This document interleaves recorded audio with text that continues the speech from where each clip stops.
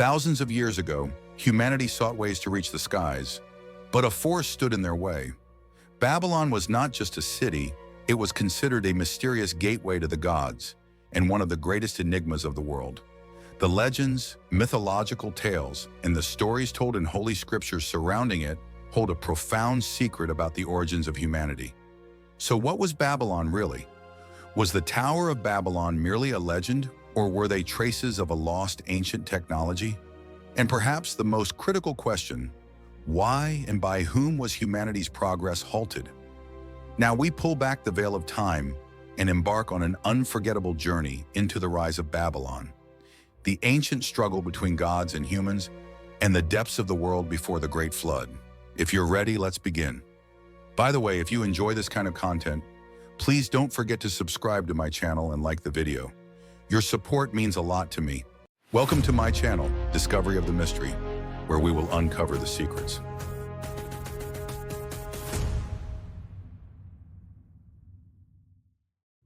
In the ancient ages before the Great Flood, the world stood on the brink of a great war and a colossal destruction that would become the subject of myths. Yet even at this point, a familiar place appears before us, the first city of Babylon.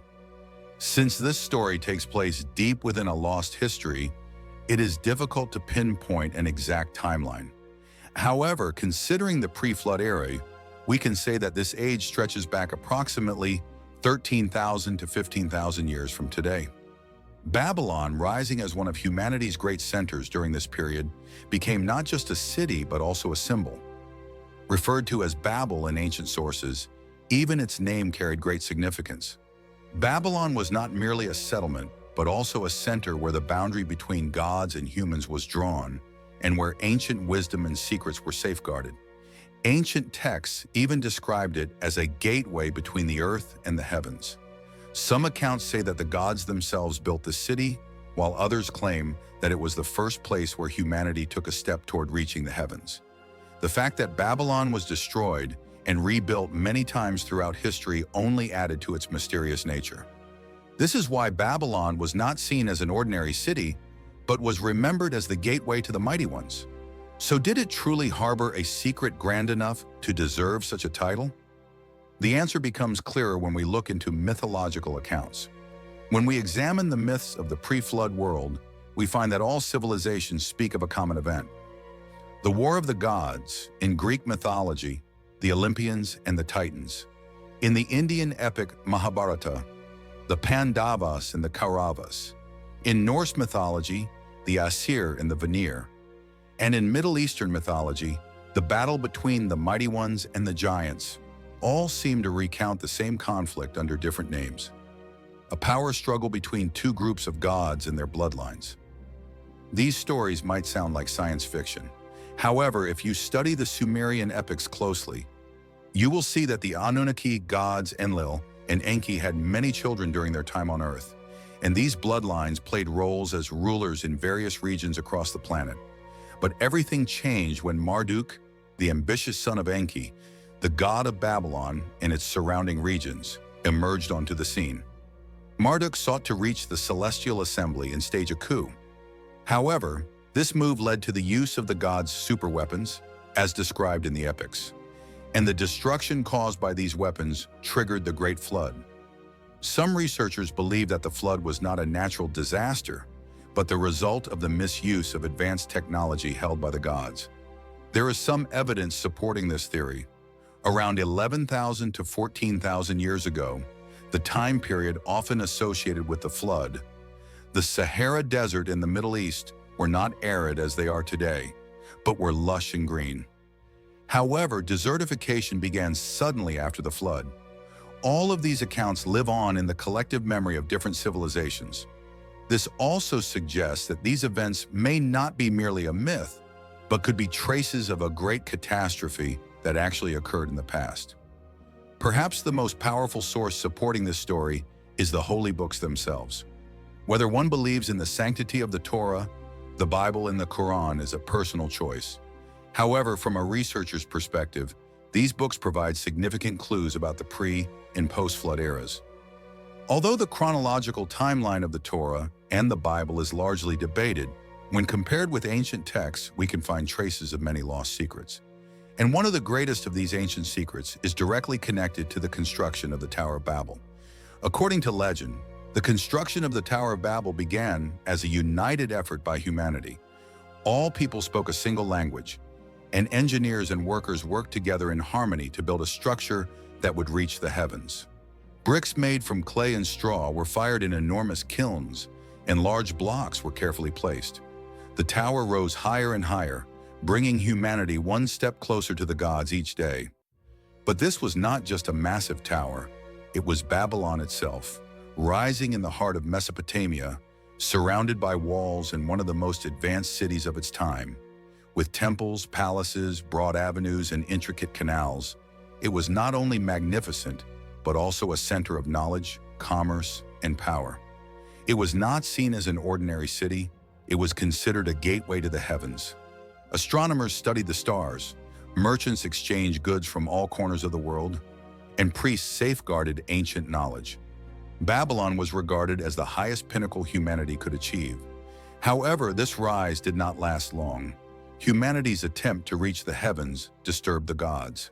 This tower, challenging their order, was not merely a construction, it was a rebellion. And it was precisely for this reason that intervention became inevitable. At this point, the questions deepen. Was the Tower of Babel truly a challenge? Or was it a reconstruction of a forgotten technology from before the flood? As we pursue these questions, we realize that Babylon was not just a settlement, but also the host of one of the greatest mysteries of human history. Yet while speaking of this mysterious structure, we must not overlook one of the key figures who built it and shaped history: Nimrod. The Torah and the Bible describe him as a king who rebelled against God and was eventually defeated. The story goes like this. The whole earth had one language and a common speech. People settled in the plain of Shinar and said, "Come, let us build a city for ourselves and a tower that reaches to the heavens, so that we may make a name for ourselves. Otherwise, we will be scattered over the face of the whole earth." But the Lord came down to see the city and the tower the people were building and said, "They are one people, and they all have one language. This is only the beginning of what they will do. Nothing they plan to do will be impossible for them. Come, let us go down and confuse their language, so they will not understand each other." Thus the Lord scattered them over the face of the whole earth. The Quran does not recount this event directly, but explains the existence of different nations and languages as follows. One of the signs of Allah's existence is the creation of the heavens and the earth, and the diversity of your languages and your colors. O mankind, we created you from a male and a female, and made you into nations and tribes so that you may know one another. Indeed, the most honored of you in the sight of Allah is the one who is most mindful of Him. While the Quran approaches the matter from a general perspective, the Torah and the Bible address it more specifically. Interestingly, the story of Nimrod also appears in ancient Greek mythology. The Greeks compared his rebellion against the gods to the war between the Titans and the Olympian gods. This shows us that the narrative is not just a local legend, but a phenomenon that resonated across different cultures. When we combine all these sources, a great narrative emerges.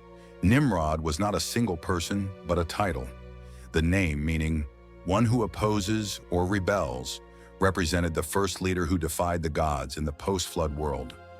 After the Great Destruction, the world was struggling to reshape itself. However, Nimrod believed that the gods were manipulating and enslaving humanity for their own interests. In his eyes, blind obedience to the gods was the greatest chain holding back human progress. Therefore, he began to tell his people that they should not submit to the gods. He called them to fight for independence. Under his leadership, this idea spread rapidly. Since all of humanity spoke the same language at that time, organizing and uniting around a common purpose was much easier. This allowed them to quickly grow into a powerful force. Nimrod commanded the reconstruction of ancient Babylon and the tower that was seen as a gateway to the gods.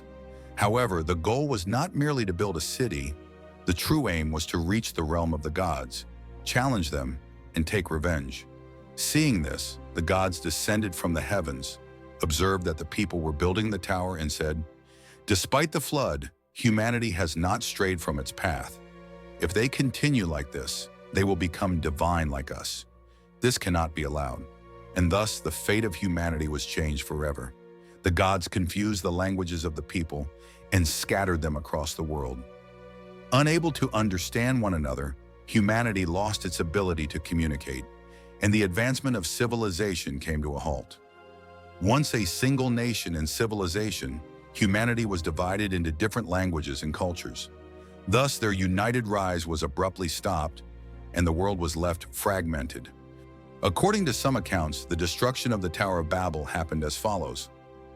People began rebuilding the tower to regain their former glory.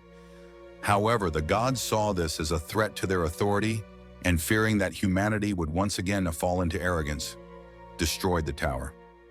We can evaluate these events from two different perspectives. Traditional religious interpretation.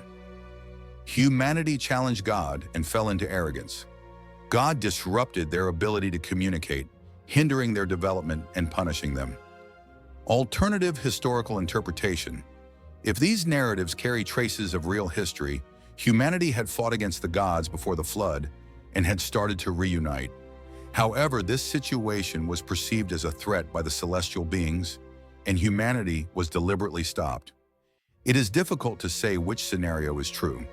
However, when the accounts in the Holy Scriptures, mythological stories, and historical records are considered together, many details emerge that suggest these events were not merely a legend. And here is the most important point to note. Both narratives share a common message. Someone did not want humanity to develop as a single nation. And perhaps even today, humanity is still paying the price for it. Who knows? So what do you think? You can share your thoughts on this topic in the comments. Thank you for watching the video. If you enjoyed my content, don't forget to subscribe to my channel and stay tuned. You can support my channel by liking and commenting on my content. Until we meet again.